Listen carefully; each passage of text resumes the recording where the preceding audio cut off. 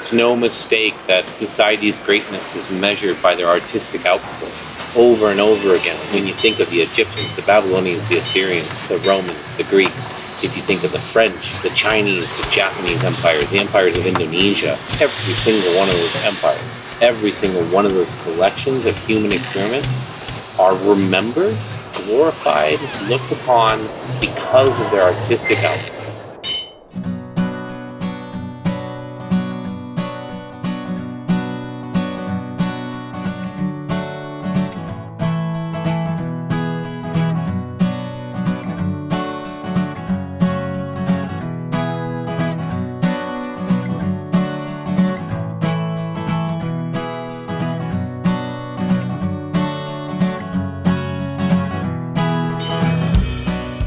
I didn't know what a makerspace was because I hadn't really been to one. Makerspace to me is a bunch of artists bringing their energy in. The makerspace is an area for people's ideas to physically collaborate with each other. Makerspaces are the place where we all come together to build, to learn, and to change the future. And I think that these types of facilities fill a real need. If we want to continue to live in a society that's filled with art and monuments and interesting buildings, compelling music and compelling media, we have to find a way to support those people who are making interesting decisions. You're not able to stretch yourself or really pursue your work if you don't have the space to be able to do that. I know that when I wanted to get into glass blowing, for example, it was really hard. There wasn't a place I could just go and check it out or see it or take a class. The recession, followed by the growth in social media, has created a desire for people to come together face to face and work with their hands. The first maker type space that I went into, I saw a bunch of tools and a lot of material.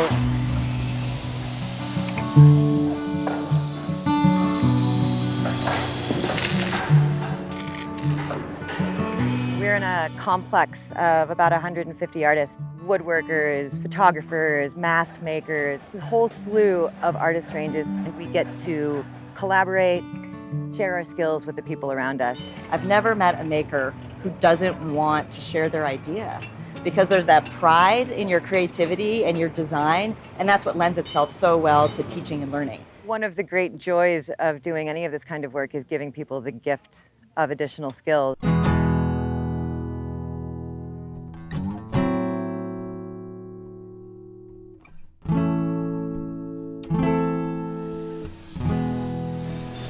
We want to create an environment where everyone shares and works together to create something new, to create new ideas, to share knowledge, to exchange skills. We teach by working together. There's never a like, okay, everybody, this is how you use the drill press. That doesn't happen. It's, hey, come here, I'll show you how to use the drill press. Okay, do this, and now you're gonna stand there for the next 45 minutes and do the exact same thing. If it wasn't for this space, I wouldn't have learned how to do woodworking or even how to do fabrication. I really believe that the act of learning is key to creating. When we started the Space Whale, for example, almost none of us knew how to weld. We're a wood crew. And when we started our first wood projects, none of us knew how to work with wood.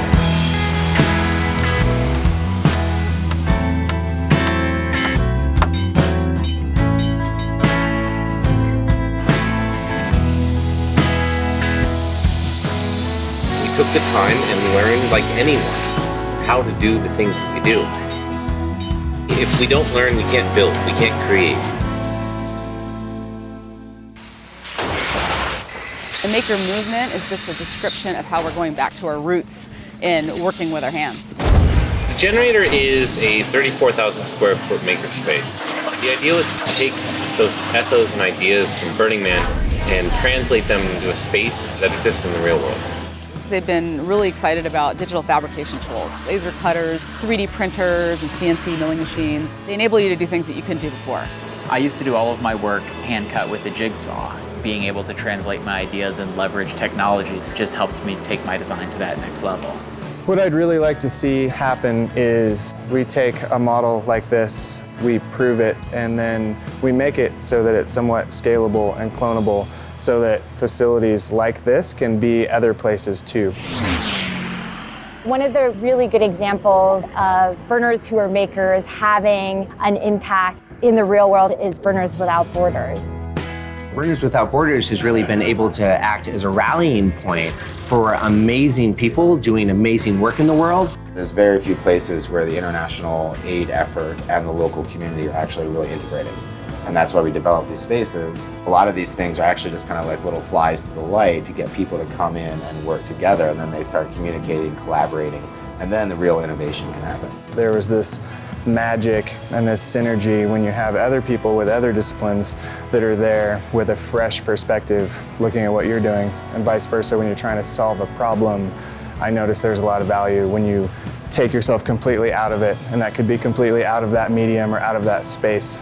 And you'll get ideas looking at other things and other tools and other people and how they work. One of the great things about the container is that it has tools for those who already know how to use them, and ideally it has educational resources for those who want to learn. None of us are born with the skills or talents that we need to create our ideas that we're passionate about. But if we all come together, we share those skills with each other. And I do my small part, and you do your small part, and others do their small part. We all create this pyramid of possibilities. We now run makerspaces in Haiti, Philippines, and doing Nepal right now. We kind of built this concept of shared resources bringing people together. You have things like a 3D printer. Nobody needs a 3D printer 100% of the time. Why not have 20 different groups use it 5% of the time and bring those groups together? The Art Crawler is a pilot project to deploy this right into a domestic U.S. disaster zone. So I have a plasma cutter, 3-phase air compressor, welder, hydraulic press, 3D printers, laser cutter, router, a slew of hand tools, lots of drills, impact drivers, hand saws, skill saws, table saw. The uses of the space are absolutely full spectrum. A lot of times in disaster zones you can't just purchase something, so you have to actually build it. People can borrow tools, people can fix things for themselves, rapid prototyping. There's no better studio that you can have than like a little laptop. It doesn't weigh anything, it doesn't cost you anything. You can send your designs all over the world. And I try to use only a suite of software that are free. So when I show people how to use different software applications and stuff like that, I know that they can go home, they can download it onto their computer. The really cool element is that cross-cultural. It's really the magic of what's happening here is the massive creative collaboration. You get a bunch of people around the table together and you sit there and be like, okay, let's talk about, working together and being generous and all this sort of stuff. Pretty difficult. You get a bunch of people around a table and set an object that needs to be a puzzle that needs to be solved or something that needs to be fixed, and everybody starts getting in there and starts working on it. By the end of that process, they are a team.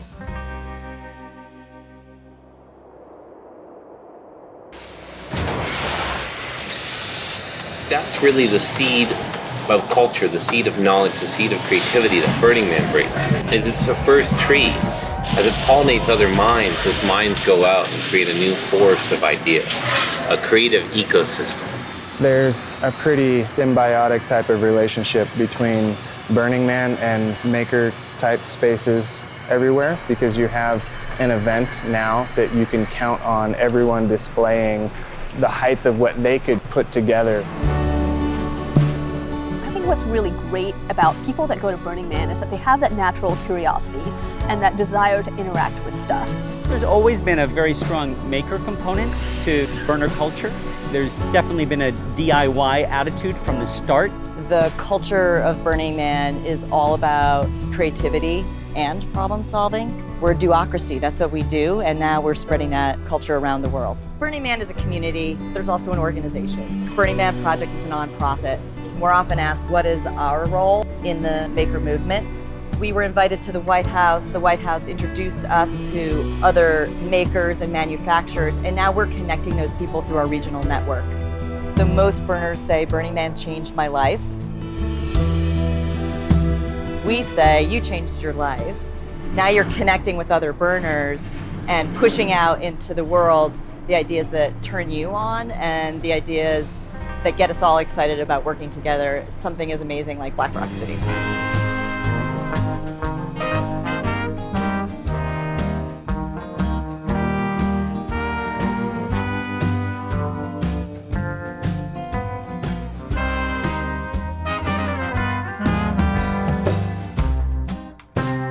This is the piazza.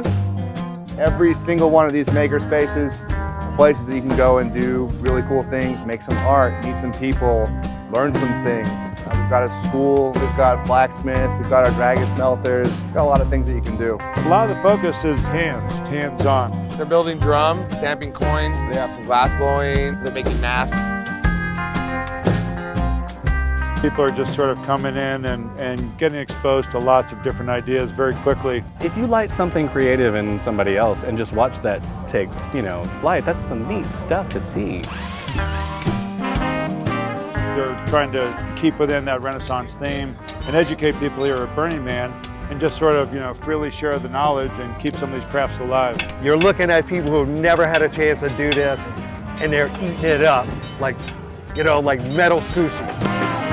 They get so happy because they got someplace that they wanted to be for a long time, and they finally got there.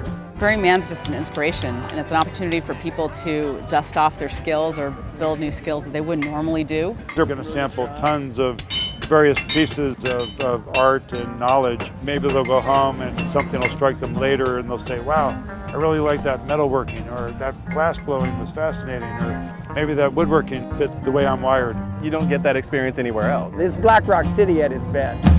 You can learn things, and you can make things happen, and you can figure it out, and you can do it in an expressive, beautiful way. Burning Man is absolutely drawing people out of their shell, and really the layout of the city and everything about it encourages that. Burning Man is a great prototyping environment. It is the best place to pilot things for a refugee. None of us are from here. We're all placed here. We built an entire functioning city in the middle of the desert with no water, no electricity, no communications, nothing. Both at Burning Man and in a post-disaster context, you have those two definitions really coming together. We have people solving practical problems in a myriad of ways for 30 years now. People are really working together, and they're putting their economic differences, their religion differences, everything goes aside, and generosity really comes out of that. The Burning Man community is so passionate about community and about working to make the world a better place. More burners want to have a positive impact on their community, thinking about the ways that they can reach out to their local community organizations, local governments, and schools to think about the ways that they can share the creativity and the knowledge that they have locally within their community. The spirit of experimentation is so deeply rooted in what we're doing, and I feel like the maker spaces are a sliver of our larger DIY, figure it out, express yourself culture. People need to be able to try. People need to be able to create things, and they also need to have an understanding of what it takes to create things and what costs are involved and how those interactions work. Our next phase and what's happening with all these maker spaces and co-working spaces and artist spaces and everything else is tightening our link in a way with civic responsibility and our place in cities around the world. And that means buying and acquiring buildings, spaces, properties to use for a multitude of purposes, for art making, collaborative workspaces, for people to innovate and create interesting products that express their passions and interest in life. I think it's always been how we express ourselves and create community and even create a temporary city.